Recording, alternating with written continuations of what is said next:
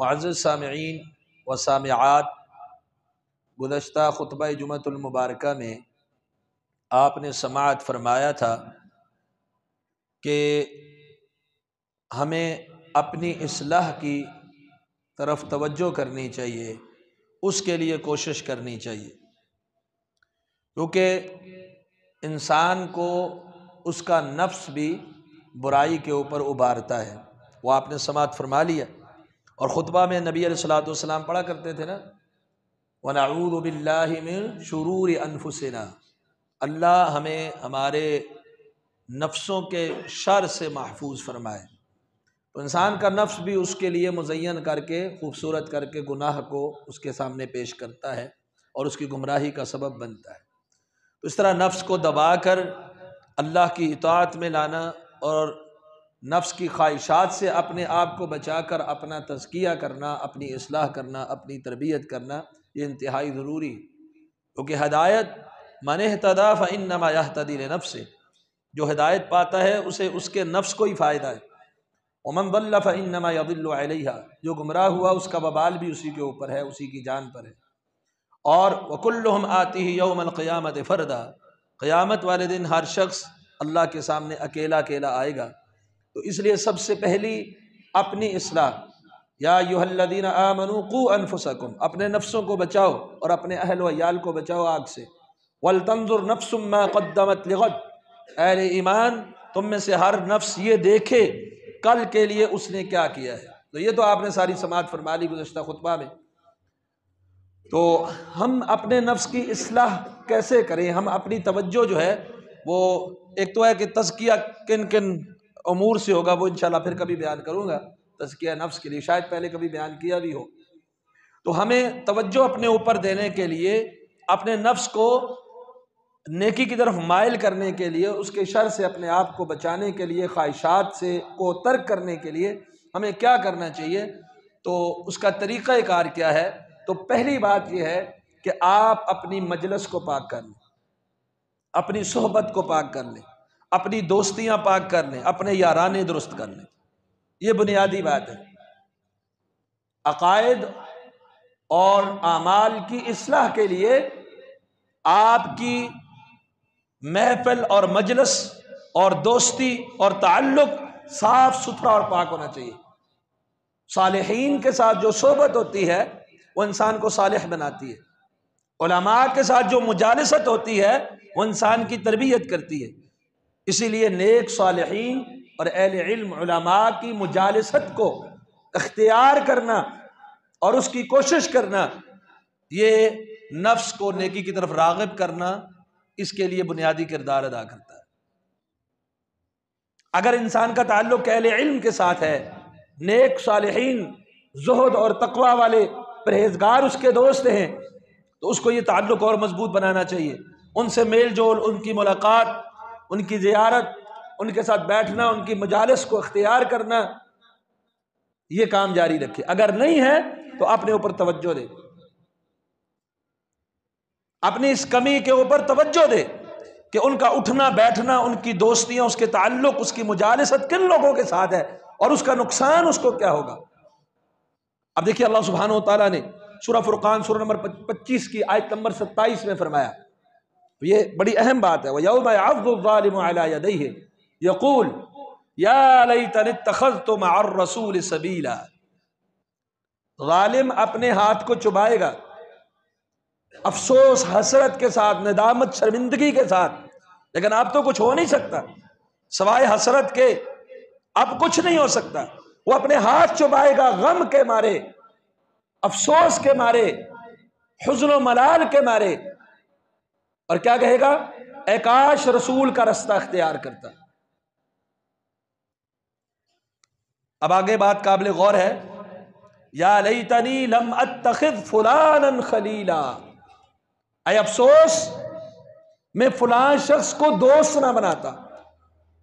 اب اس کے پیچھے وجہ کیا ہے؟ یہ شخص کافر ہے، ایمان نہیں لایا، رسولوں کی اطاعت نہیں کی اس نے، اس کی گمراہی کا جو سبب بنا ہے وہ اس کی دوستی بنی ہے، اس کی مجالست بنی ہے، اس لیے کہہ رہے یا لیتنی، اب افسوس ہوگا اس کو اپنی دوستیوں پر، اپنے یارانے پر، اپنی محفلوں پر کہ لم اتخذ فلانا خلیلا، کہ فلاں کو میں اپنا دوست نہ بناتا، لقد اضلنی عن الذکر بعد اذ جاءنی، کیونکہ ذکر آ گیا تھا، نصیحت آ گئی تھی، اس نے مجھے گمراہ کر دیا۔ تو یہ محفل کے بڑے اثر ہوتے ہیں۔ صالح صحبت انسان کو صالح کرتی ہے، اور بری صحبت کا بھی اثر اس کے اوپر ضرور پڑتا ہے۔ اب دیکھیے رسول اللہ صلی اللہ علیہ وسلم نے بھی فرمایا، ابو داؤد میں حدیث نمبر 4832 ہے، آپ فرماتے لا تصاحب الا مؤمنا، اگر کسی کی صحبت اختیار کرنی ہے تو مومن کی کر، کسی کے ساتھ دوستی دلی تعلق تمہاری مجلس سے آنا جانا ہے تو یہ کس کے ساتھ ہونی چاہیے؟ لا تصاحب الا مؤمنا، مومن آدمی کے ساتھ، تمہاری مصاحبت کا حقدار مومن ہے، اس کے ساتھ دوستی رکھ۔ اور اسی طرح ابو داؤد ہی کی حدیث نمبر 4833 ہے، اس سے اگلی حدیث، رسول اللہ صلی اللہ علیہ وسلم نے فرمایا الرجل علی دین خلیلہ، آدمی اپنے دوست کے دین پر ہوتا ہے، جس کے ساتھ جتنی گہری سنگت ہوگی، دوستی ہوگی، اٹھنا بیٹھنا ہوگا، ایک دوسرے کے ساتھ بے تکلف ہوں گے، اس کی عادات، اس کے اخلاق، اس کے پہلے شروع کی عام گناہوں شرارتوں سے بڑھتے بڑھتے بعد عقیدے اور ایمان تک پہنچ جائے گی۔ تو آدمی اپنے دوست کے دین پر ہوتا ہے، جو خصلتیں اس میں ہوتی ہیں وہ آہستہ آہستہ وقتاً فوقتاً اس کے اندر سرایت کر جاتی ہے۔ اب اگلی بات کیا فرمائی، تنبیہ کیا فرمائی، فَلْيَنظُرْ أَحَدُكُمْ مَنْ يُخَالِلْ، یہ جو پہلا نقطہ میں نے بیان کیا ہے کہ اپنے نفس کی اصلاح کے لیے دوستی اچھی ہونی چاہیے، تو رسول اللہ صلی اللہ علیہ وسلم فرماتے ہیں تم میں سے ہر شخص دیکھے من یخالل، اس کی دوستی کس کے ساتھ ہے۔ اگر آپ کی دوستی، آپ کا اٹھنا بیٹھنا، آپ کا تعلق اہل علم کے ساتھ ہے، صالحین کے ساتھ ہے، زہاد کے ساتھ ہے، اچھی بات ہے، لیکن آپ کا بد کرداروں کے ساتھ، برے لوگوں کے ساتھ، بد اخلاقوں کے ساتھ، فحش کو لوگوں کے ساتھ اگر تعلق، دوستیاں ہیں، اٹھنا بیٹھنا ہے، میل جول ہے، بے تکلف ہے، آپ کے اندر وہ سرایت کرنا شروع ہو جائے گا، آپ کا نفس پاک نہیں ہو پائے گا۔ فَلْيَنظُرْ أَحَدُكُمْ مَنْ يُخَالِلْ، تم میں سے ہر شخص دیکھے اس کی دوستی کس کے ساتھ۔ اپنے آپ کو صاف کرنے کے لیے اپنی صحبت اور مجلس کو صاف کرنا چاہیے۔ اب دیکھیں بڑی معروف حدیث ہے، چھوٹے چھوٹے بچوں کو بھی یہ یاد ہوگی، لیکن ہماری اس کے اوپر توجہ نہیں ہے، عملی زندگی میں اس پر توجہ نہیں۔ جامع صحیح البخاری میں حدیث نمبر 5534 ہے، رسول اللہ صلی اللہ علیہ وسلم نے فرمایا اور مثال دے کر سمجھایا اس مسئلے کو، مثل الجلیس الصالح والسوء، اچھی اور بری محفل اور مجلس کی مثال کحامل المسک ونافخ الکیر، بٹی دونکنے کی والے کی طرح ہے اور کستوری اٹھانے والے کی طرح ہے۔ ایک شخص ہے، اس کی دکان ہے عطر کی، پرفیوم کی، کستوری کی، اگر آپ اس کے پاس جا کر بیٹھتے ہو، اما ان یخذیک، وہ آپ کو شاید کرے ہاتھ آگے کرو جی عطر لگا دیا، آپ کو پرفیوم لگا دیا، آپ کو کوئی تحفہ دے دیا، یہ لو عطیہ میری طرف سے خوشبو ہے، لے لو، یا تو وہ خوشبو والا آپ کو عطیتاً، تحفتاً کوئی خوشبو دے دے گا، لگا دے گا آپ کے ساتھ، آپ کو فائدہ ہے نا، آپ کو ایک خوشبو مل گئی، آپ کے ساتھ سے اچھی خوشبو آ رہی ہے، اس نے آپ کے ساتھ لگا دی، یا پھر آپ اس سے خرید لیں گے، آپ کو ان میں سے کوئی خوشبو ذائقہ اچھا لگ گیا، آپ نے خرید لی، خرید لیں گے تب بھی آپ کو فائدہ کہ آپ اچھی عطر خرید کے لائے ہیں، ایک اچھی خوشبو، آپ کو ایک اچھا احساس ہوگا۔ آپ نے خریدی بھی نہیں، آپ کو اس نے دی بھی نہیں، لگائی بھی نہیں، کم از کم اس پر تو کوئی پابندی نہیں اور اس کے بغیر کوئی چارہ بھی نہیں ہے کہ آپ کے نتنوں میں اچھی مہک آئے گی۔ جتنی دیر آپ وہاں بیٹھیں گے کستوری اور خوشبو والے کے پاس، آپ کے نتنوں کے اندر، ناک کے اندر ایک اچھی خوشبو آئے گی۔ یہ اچھی مجلس کی مثال ہے۔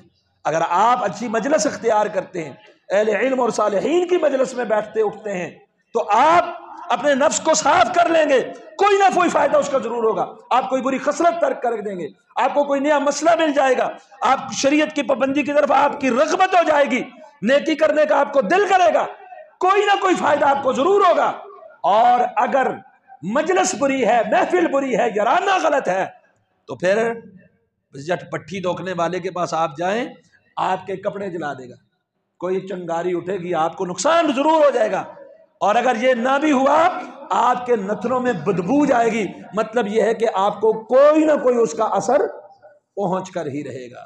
جیسے بٹی والے کے پاس اور کچھ بھی نہ ہو نقصان، بدبو تو آتی ہے نا، ایسے بری مجلس کی جو بدبو ہے وہ آپ کے اندر سرایت کر جائے گی اور آپ کے اخلاق کو، کردار کو، ایمان کو، عقیدے کو، عمل کو بگاڑ سکتی ہے، آپ کو کسی غلط رستے پر لگا سکتی ہے۔ اس میں والدین کے لیے بھی سبق ہے، جو نو نسل ہے، نوجوان طبقہ ہے، وہ اپنے بچوں پر اس طرح سے بھی نظر رکھیں کہ ہمارے بچوں کا اٹھنا بیٹھنا کدھر ہے، ان کی دوستیاں تعلق کدھر ہیں، آنا جانا کن لوگوں کے ساتھ ہے، ان پہ نظر رکھیں۔ یا آپ نے ان کو بے مہار چھوڑ دیا؟ آپ دیکھ لیں آج دنیا میں جتنے بھی آپ کو پرانے نشئی ملیں گے، ان کو نشے کی عادت کہاں سے پڑی؟ گھر سے؟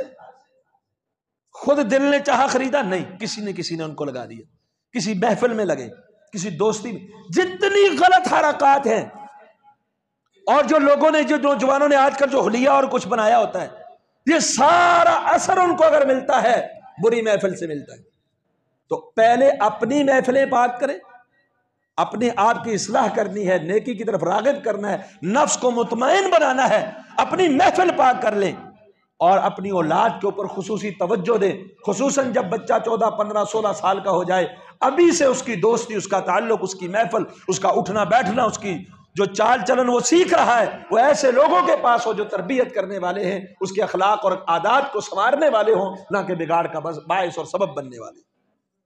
دوسری چیز ہے کہ آپ عبادت کے اندر احسان لے کے آئیں اور پھر عبادت کے ساتھ ساتھ اپنی پوری زندگی کے اندر وہ والی کیفیت لے کر آ جائے۔ آپ کا نفس خواہشات کے پیچھے نہیں بھاگے گا، اللہ کی اطاعت میں آ جائے گا۔ یہ دوسرا طریقہ ہے۔ احسان کیا ہے؟ جامع صحیح مسلم کی حدیث نمبر 8 ہے، حدیث جبریل کے نام سے بڑی معروف حدیث ہے اور بڑی لمبی حدیث ہے۔ حضرت جبریل امین علیہ السلام انسانی شکل میں تشریف لائے، ایسے آپ علیہ الصلوۃ والسلام کے گھٹنوں پر، رانوں پر ہاتھ رکھ کر آپ کے سامنے زانو تلمس طے کر کے بیٹھ گئے اور آپ سے کچھ سوالات کریے۔ انسانی شکل میں آئے، سوالات جو کیے وہ اس لیے کیے تاکہ جو ارد گرد صحابہ ہیں وہ سن کے دین کو سیکھ لیں، دین کے مسائل کو سیکھ لیں۔ انہوں نے ایک سوال یہ پوچھا، فَأَخْبِرْنِي عَنِ الْإِحْسَانِ، اے اللہ کے رسول صلی اللہ علیہ وسلم احسان کے بارے میں مجھے بتلائیے۔ تو آپ صلی اللہ علیہ وسلم نے احسان کے بارے میں کیا بتلایا؟ ان تعبد اللہ کأنک تراہ، تو اللہ کی ایسے عبادت کرے گویا تو اللہ کو دیکھ رہا ہے۔ یہ کیفیت پیدا کرنا بڑا مشکل ہے کہ ایسی کیفیت ہو تیری کہ گویا تو اللہ کے سامنے کھڑا ہے بالکل عاجزی انکساری کے ساتھ۔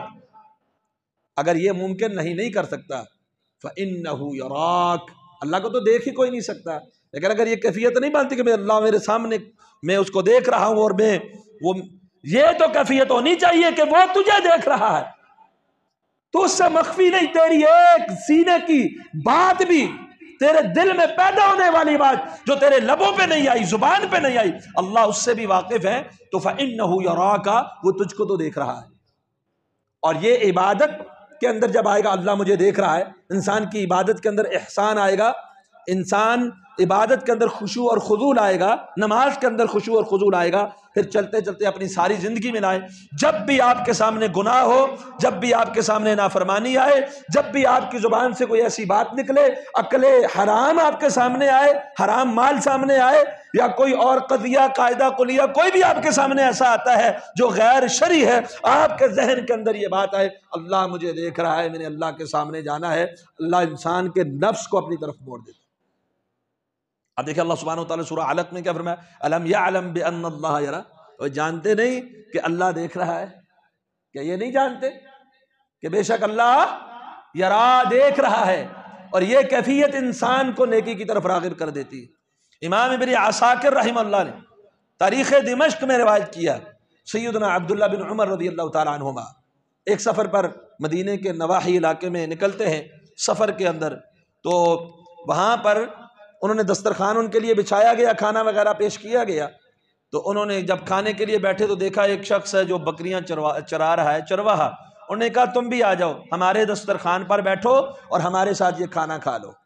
اب چرواہے نے کہا کہ نہیں جی میں تو روزہ رکھا ہوا ہے، انی صائم، نفلی روزہ اس نے رکھا ہوا تھا، میں نے روزہ رکھا ہوا ہے۔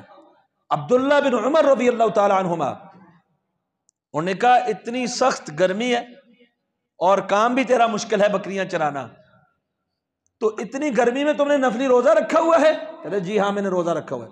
تو انہوں نے کہا اس کو تھوڑا سا آزما لیتے ہیں، اس کے نفس کی کتنی اصلاح ہو چکی ہے، کتنی تربیت ہو چکی ہے۔ انہوں نے اس کو آزمانے کے لیے اس کو کہا کہ یہ ایک بکری ہمیں دے دو۔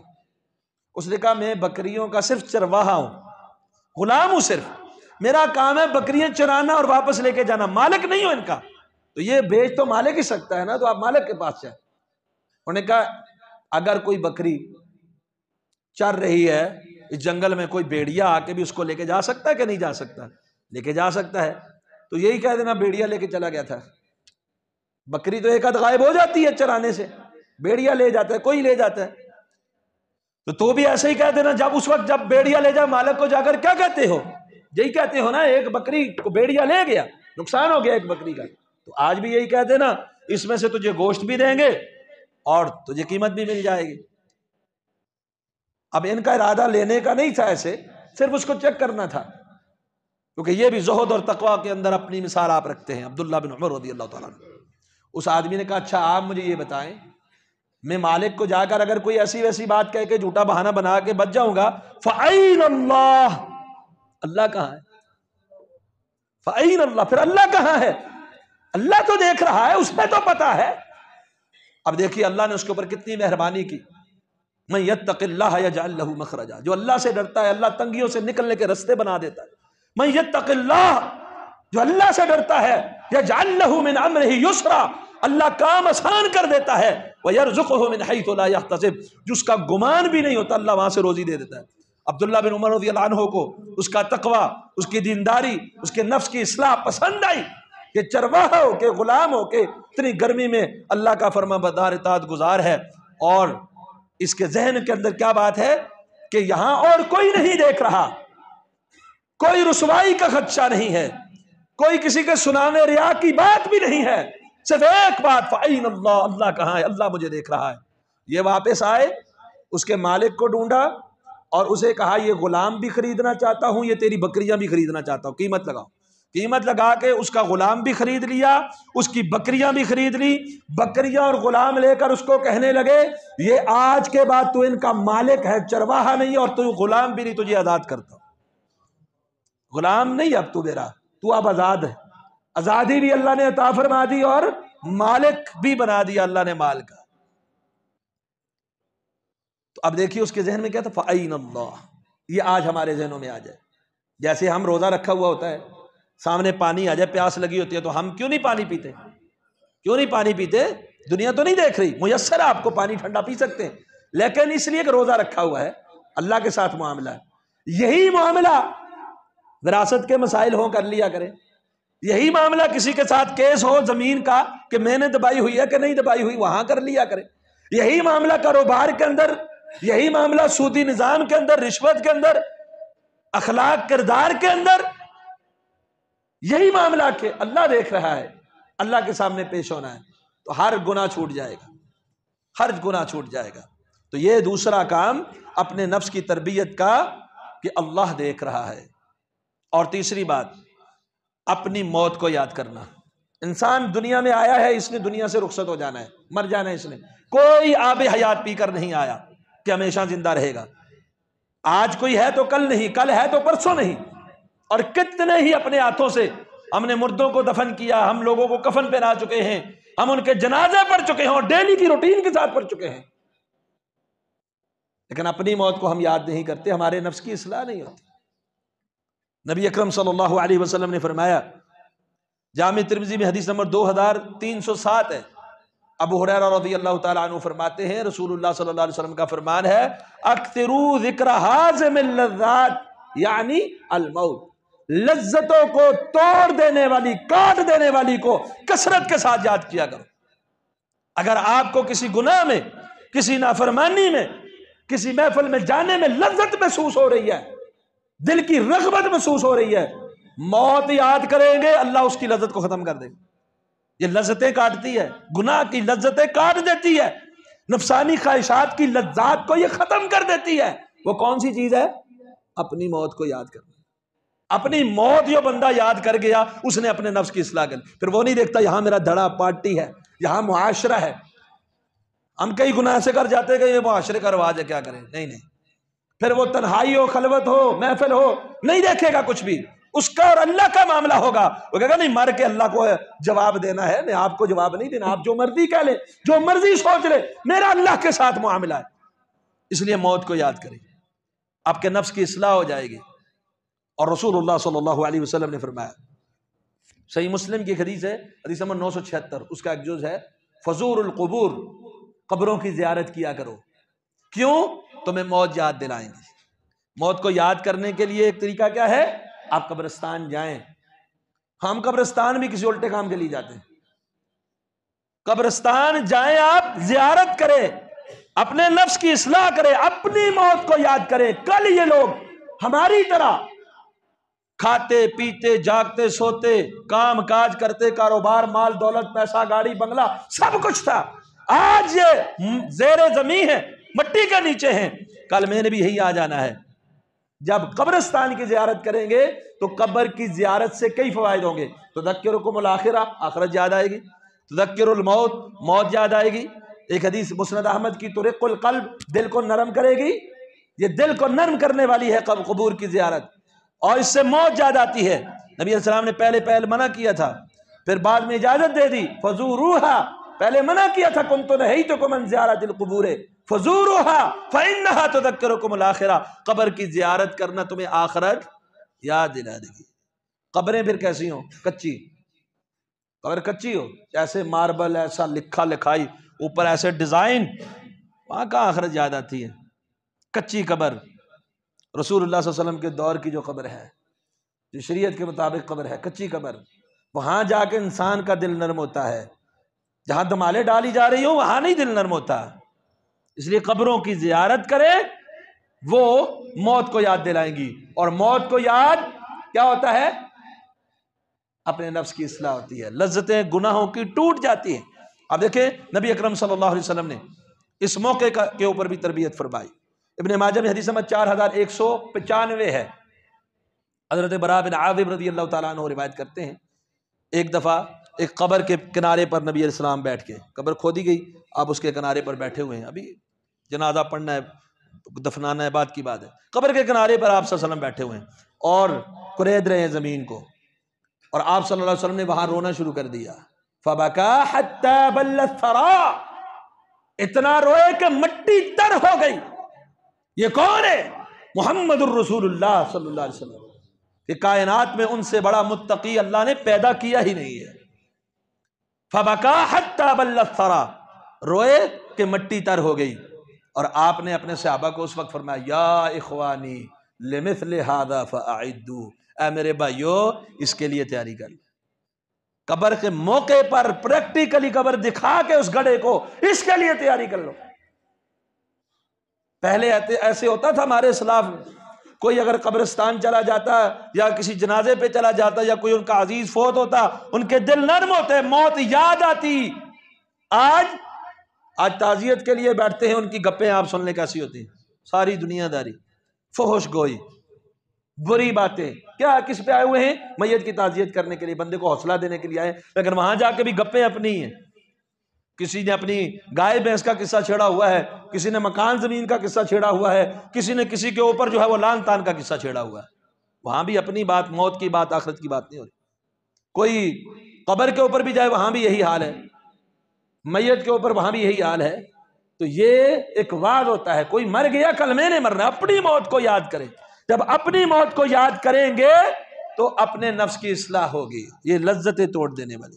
اور اسی طرح نیکی کے مواقع تلاش کریں، چھوٹے چھوٹے موقع کو بھی ضائع نہ کریں۔ لا تحقرن من المعروف شیئا، معروف میں سے کسی بھی چیز کو حقیر نہ سمجھنا، حقیر مت سمجھنا کسی نیکی کو۔ نیکی کے چھوٹے چھوٹے موقع تلاش کریں۔ اب وقت ہو گیا، فاستبقوا الخیرات، خیرات کے لیے سبقت، ایک دوسرے سے آگے بڑھو۔ ففروا الی اللہ، سارعوا الی مغفرۃ من ربکم وجنۃ، ایک دوسرے سے مسارعت کرو، مسابقت کرو، آگے بڑھنے کی کوشش کرو۔ نیکی کا کوئی موقع اپنے ہاتھ سے ضائع نہ ہونے دو۔ ہم بڑی بڑی نیکیاں اپنے ہاتھوں سے ضائع کر دیتے ہیں۔ میں مثال دیتا ہوں، ہر جمعے کو اللہ ہمیں اتنا بے شمار ثواب دیتے ہیں۔ ابو داؤد کی ایک حدیث ہے کہ جو شخص اول وقت میں آتا ہے اور امام سے پہلے پہلے آتا ہے، ایک قدم پر 1 سال کے روزوں کا اور 1 سال کے قیام کا اس کو اجر و ثواب مل جاتا ہے۔ یہ نیکی کا ایک موقع ہے نا، ایک قدم پر 1 سال کے قیام اور 1 سال کے روزے کا ثواب اس کو مل جاتا ہے۔ آپ مجھے بتائیں اس موقع کو ہم ہر روز ہر جمعے ضائع کرتے کہ نہیں کرتے؟ کتنے بندے جن میں سے 100 تک بھی تعداد نہیں پہنچتی ہماری۔ ہمیں اپنی آخرت کی فکر نہیں ہے، ہمیں اپنے نفس کی اصلاح، ہم نیکی کو نیکی سمجھتے ہی نہیں۔ جیسے گناہوں کو ہلکا سمجھ کے کر بیٹھتے ہیں، نیکیوں کو معمولی سمجھتے ہیں۔ گھر سے وضو کر کے مسجد کی طرف چلے اور فریضہ ادا کرے۔ ابو داؤد کی صحیح سند کی ساتھ حدیث موجود ہے، یہ روز ہمارے پاس موقع آتا ہے، وضو کریں، گھر پاکی حاصل کریں، چل کے مسجد میں جائیں، با جماعت نماز ادا کریں۔ فرمایا احرام باندھنے والے حاجی کو جو اللہ اجر دیتے اس نمازی کو اللہ عطا فرماتا ہے۔ صحیح سند کے ساتھ حدیث موجود ہے۔ چاشت کی نماز ہم سے فرضی نہیں پڑھنے ہوتی، جو شخص اس لیے اٹھتا ہے صرف اشراق کی چاشت کی 2 رکعتیں پڑھ لو۔ فرمایا جیسے عمرہ کرنے والے، احرام باندھ کے عمرہ کرنے والے ایک معتمر کو جو اجر و ثواب ہے اللہ اس کو عطا فرما دیتا ہے چاشت کی 2 رکعتیں پڑھنے پر۔ پڑھتے ہیں ہم وقت ضائع کیے جا رہے ہیں، عمر کو ضائع کیے جا رہے ہیں۔ نیکی کے کتنے بڑے بڑے جمعے ہر ہفتے کا ہم نیکیوں کا انبار اللہ ہمارے سامنے سیل لگا دیتا ہے، لیکن ہم اس کو ضائع کرتے۔ دنیا داری میں اگر کسی چیز پہ سیل لگ جائے، تھوڑا بہت ڈسکاؤنٹ مل جائے، لوگوں کا رش ہوتا ہے وہاں پہ، اور یہاں پر اللہ بے پناہ اجر و ثواب دے رہے ہیں، اور ہم نے صرف رمضان تک محدود کیا ہوا ہے، اور رمضان کے وہ بھی پہلا عشرہ، بس ختم۔ اس لیے نیکی کے چھوٹے چھوٹے مواقع کو بھی، جب آپ کو موقع ملتا ہے، نیکی کا موقع میسر آتا ہے، یہ کام کرنا نیکی ہے، اس نیکی کو آپ کریں۔ اور اسی طرح اگر گناہ ہو جائے، گناہ کے فوراً بعد غلطی انسان سے ہو جاتی ہے، نیکیاں کرنا شروع، زیادہ نیکیاں کرنا شروع کر دیں، اس سے نفس کی اصلاح ہوگی، اس سے نفس کی اصلاح ہوگی۔ جامع ترمذی میں حدیث نمبر 1987 ہے، وَاتْبِعِ السَّيِّئَةَ الْحَسَنَةَ تَمْحُهَا، آپ سے برائی ہو گئی، اس کے بعد نیکی کر لو، یہ نیکی اس برائی کو مٹا دے گی۔ یہ نبی علیہ الصلوۃ والسلام کا فرمان۔ اب ایک صحابی ہے معاویہ بن حکم السلمی، صحیح مسلم میں حدیث نمبر 537 ہے، وہ فرماتے اللہ کے رسول میری لونڈی تھی، اور میری لونڈی جو تھی وہ میری بکریاں چرا رہی تھی، تو میں وہاں پر موقع پر گیا تو ایک بکری کو بھیڑیا لے گیا، بھیڑیا ایک بکری کو چک کر لے گیا، تو میں نے وہاں پر نہ غصے میں آ کر، جس طرح انسان کو غصہ آتا ہے ایسے مجھے بھی غصہ آ گیا، میں نے اپنی لونڈی کو ایک دپڑ مار دیا۔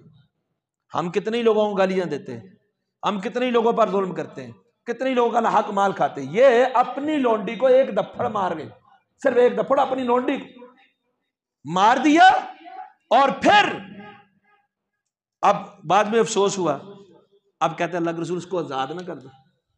گناہ کتنا ہوا؟ ایک دپڑ، اور پوری لونڈی کو کہتے ہیں کہ آزاد کر دیتے، اللہ کے لیے یہ آزاد ہو جائے گی، قیمتی ہوتی ہے نا اس کا، اگر اس کو بیچ بھی سکتے، خدمت کے لیے رکھ بھی سکتے، لیکن کہتے ہیں اس کے دپڑ کی وجہ سے جو مجھ سے غلطی سے لگ گیا، آزاد کر دوں۔ آپ نے کہا میرے پاس لاؤ، پاس لائے گی، آپ نے پوچھا کہ این اللہ، اللہ کہاں ہے؟ اس نے کہا فی السماء، آسمان۔ پوچھا میں کون ہوں؟ کہا رسول اللہ، آپ انت رسول اللہ، آپ اللہ کے رسول ہیں۔ آپ نے فرمایا آزاد کر دے، یہ مومنہ ہے۔ ایک دپڑ مارنے کی وجہ سے غلطی ہوئی چھوٹی سی، غلونڈی کو آزاد کر دیا۔ تو اسلاف میں اس طرح کی بہت ساری مثالیں ملتی ہیں، ابھی وقت ختم ہو گیا ہے، کہ غلطی اگر ہو جائے کہیں تو اس کے بعد جو نیکیاں اور اپنے آپ کو نیکی کی طرف لگاتے ہیں وہ بھی بڑی باکمال ہوتی ہے۔ تو اس لیے اگر کوئی غلطی ہو جائے توبہ استغفار کے ساتھ مزید نیکیاں کرے، اس سے نفس پاک ہوگا، نفس کی تربیت ہوگی، نفس کی اصلاح ہوگی۔ اللہ سے دعا ہے اللہ ہمیں صحیح معنوں میں اپنے نفس کو پاک کرنے کی توفیق عطا فرمائے۔ قد افلح من زکاہا وقد خاب من دساہا، جس نے پاک کیا کامیاب ہو گیا، جس نے نفس کی تربیت نہیں کی، اصلاح نہیں کی، وہ ناکام ہونا، وہ خسارے میں آ گیا۔ اقول قولی ھذا استغفر اللہ لی ولکم ولسائر المسلمین۔ ایک سوال پوچھا گیا ہے، کیا قبروں کی زیارت کے لیے کوئی دن یا وقت بھی مقرر ہے؟ قبر کی زیارت کے لیے نہ کوئی دن مقرر ہے، نہ کوئی وقت مقرر ہے، اور جو اپنی طرف سے ثواب سمجھ کے مقرر کرے گا وہ بدعت کے زمرے میں آئے گا۔ مثلا بعض لوگ کہتے ہیں جی جمعرات کو یا جمعے کی صبح کو زیادہ ثواب ہے، زیادہ ثواب کے لیے دلیل چاہیے، قرآن و سنت میں ایسی کوئی دلیل نہیں ہے۔ جب آپ کا دل کرے، نبی علیہ السلام کئی مرتبہ رات کو بھی جا کے قبر کی زیارت کر لیتے تھے، رات کو اٹھ کے بستر سے جا کے قبر کی زیارت کر رہے۔ تو قبر کی زیارت کے لیے اللہ نے کوئی دن مقرر نہیں کیا، رسول اللہ صلی اللہ علیہ وسلم نے شریعت میں، نہ کوئی اس کے لیے وقت مقرر کیا کہ فلاں وقت زیادہ ثواب ہے اور فلاں دن زیادہ ثواب ہے۔ لیکن قبر کی زیارت کے لیے جب آپ جائیں نا، ہمارے لوگ سمجھتے ہیں جمعے والے دن صبح صبح جا کے لوٹا لے کے اس قبر کے اوپر پانی ڈالنا ہے، اس کی صفائی کرنی ہے، اور کچھ لوگ جو ہیں وہ اوپر جامن لڈو وغیرہ بھی رکھاتے ہیں، کچھ لوگ اوپر تلے اور پھولوں کی چادریں بھی رکھاتے ہیں، اور کچھ لوگ وہاں بیٹھ کے یاسین پڑھتے رہتے ہیں۔ یہ شرعی امور نہیں ہے، یہ ہمارے دور کے لوگوں کی ایجاد ہے، بعد کے لوگوں کی ایجاد ہے۔ یہ قرآن و سنت سے اس کا کوئی ثبوت نہیں ملتا کہ قبر پہ جا کے آپ صفائیاں کریں، جھاڑو دیں، پانی کا چھڑکاؤ کریں، ایسی کوئی بات نہیں ہے۔ قبر کی زیارت کا مقصد آپ قبر والوں کے لیے دعا کریں اور اپنے آپ کی اصلاح کریں۔ ایک تو آپ کو اپنی موت یاد آئے گی اور آپ کی آخرت آپ کو یاد آئے گی، اور دوسرا اس میت کے لیے دعا آپ کر سکتے ہیں، اللہ اس کو بخش دے، اللہ اس کی مغفرت فرمائے، کوئی بھی دعا اپنے الفاظ میں جو بھی کہنا چاہیں اس کی درجات کی بلندی کے لیے کر سکتے ہیں۔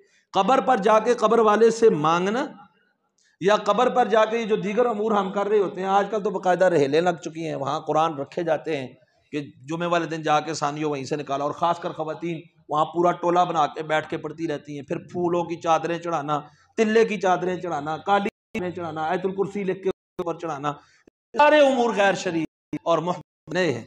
تو قبر کے لیے وقت مختص نہیں، جائیں زیارت اپنی آخرت کریں۔